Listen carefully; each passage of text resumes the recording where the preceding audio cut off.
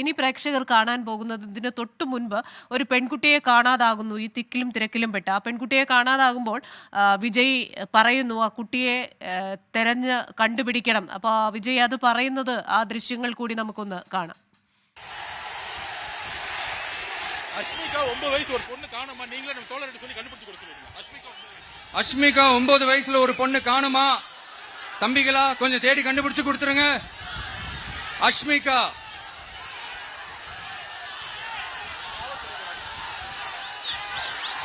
Police sir, please help sir, please. Thank you Nanam, thank you. See you all, thank you.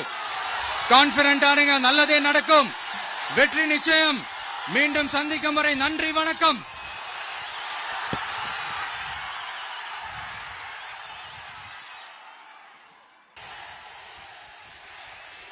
Ashmika 9 வயசு ஒரு பொண்ணு காணுமா? நீங்களே நம்ம தோழர்கிட்ட சொல்லி கண்டுபிடிச்சு கொடுக்க சொல்லுங்க. அஷ்மிகா 9 வயசுல ஒரு பொண்ணு காணுமா? தம்பிகளா கொஞ்சம் தேடி கண்டுபிடிச்சு கொடுத்துருங்க. அஷ்மிகா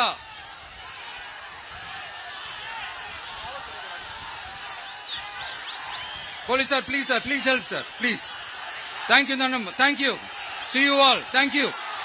Confident ஆருங்க, நல்லதே நடக்கும். வெற்றி நிச்சயம். மீண்டும் சந்திக்கும் வரை நன்றி வணக்கம்.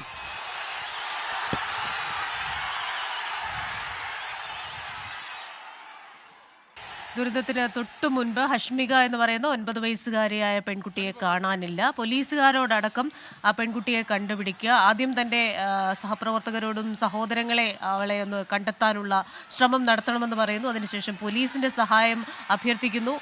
ആത്മവിശ്വാസത്തോടെ ഇരിക്കുക, എല്ലാം നന്നായി സംഭവിക്കും എന്ന് പറഞ്ഞിട്ടാണ് വേദി വിടുന്നത് വിജയ്.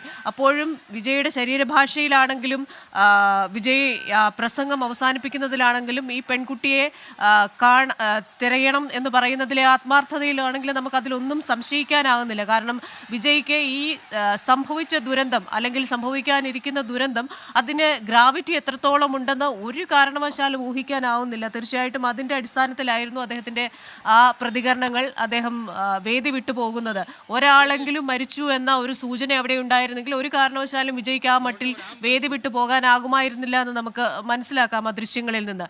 എത്രത്തോളം ആത്മാർത്ഥതയോടെയാണ് ആ പെൺകുട്ടിയെ തെരഞ്ഞ് കണ്ടുപിടിക്കാൻ പറയുന്നതും അതേപോലെ തന്നെ വെള്ളം കൊടുക്കാൻ ആവശ്യപ്പെടുന്നതും ഇതൊക്കെ നമ്മൾ കണ്ടതാണ്. പക്ഷേ ഇത്തരം കാര്യങ്ങൾ ഒരു രാഷ്ട്രീയ പാർട്ടി എന്ന നിലയിൽ, ഒരു നേതാവെന്ന നിലയിൽ ഇത്തരം റാലികൾ നടത്തുമ്പോൾ ഇത്രയധികം ആളുകൾ അവിടെ കടന്നു വരും.